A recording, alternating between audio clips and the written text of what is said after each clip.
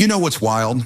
A recent study showed that music producers lose an average of 12 hours per project just dealing with disorganized recording sessions.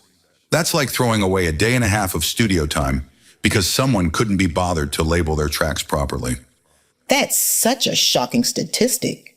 Just last week, I was working with a session where finding the right vocal take felt like solving a complex puzzle. Well, here's the thing. I've seen sessions where tracks were literally labeled after Pokemon characters. The kick drum was Charizard, and I had to call the engineer at midnight just to figure out where the snare was hiding. Oh no? Please tell me you're joking about the Pokemon names. I wish I was. And you know what's even more frustrating? Studies show that proper session organization can reduce mixing time by up to 40%. That's nearly half your workflow time saved just by being methodical from the start. So, what would you say are the absolute essentials for keeping a session organized? Because I feel like everyone has their own system. The industry standard approach starts with consistent naming conventions and color coding. Think of it like creating a universal language. Drums are always red, bass is blue, guitars green.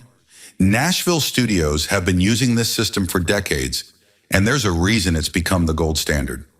That makes me think about a session I received from a top Nashville engineer last month. The organization was so pristine, I actually took screenshots to use as a template. You know what's interesting?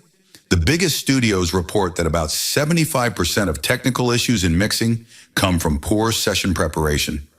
We're talking about mismatched sample rates, missing plugins, incorrect routing, all things that could be avoided with proper setup.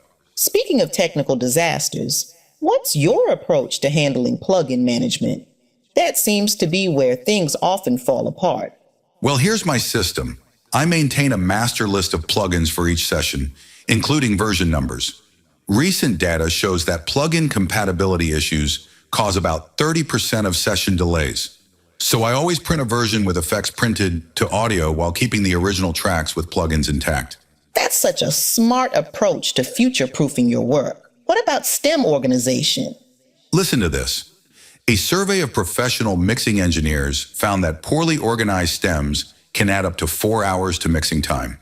So I use a strict naming convention, project name _ instrument group _ version number, like Blue Sky's Mainvox V2 instead of just Audio 1.1.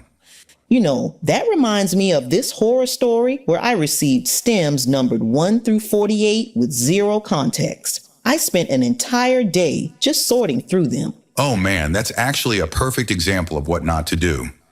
Industry research shows that clear stem labeling can reduce mix prep time by up to 60%. It's like the difference between having a map and just wandering around hoping to find your destination. How do you handle track organization during the actual recording process? That seems like another crucial moment where things can get messy. Well, I've developed a system based on data from major recording studios. They found that using folder hierarchies and color coding from the start reduces editing time by about 45%. Every take gets labeled and dated, and unused tracks get hidden but not deleted. That's fascinating about the 45% time savings. Makes me think about all the hours I've wasted digging through poorly organized sessions. And here's another surprising stat. About 25% of professional engineers report having to completely rebuild sessions from scratch because they were too disorganized to work with. That's why I maintain detailed documentation and multiple backups of everything. The rebuilding sessions part really hits home. What's your advice for someone just starting to develop their organization system? Well, research shows that implementing even basic organization protocols can improve workflow efficiency by 30%. Start with the fundamentals: consistent naming conventions, color coding, and proper documentation. Think of it like building a house. You need a solid foundation before you can add all the fancy details. That's such a practical way to look at it.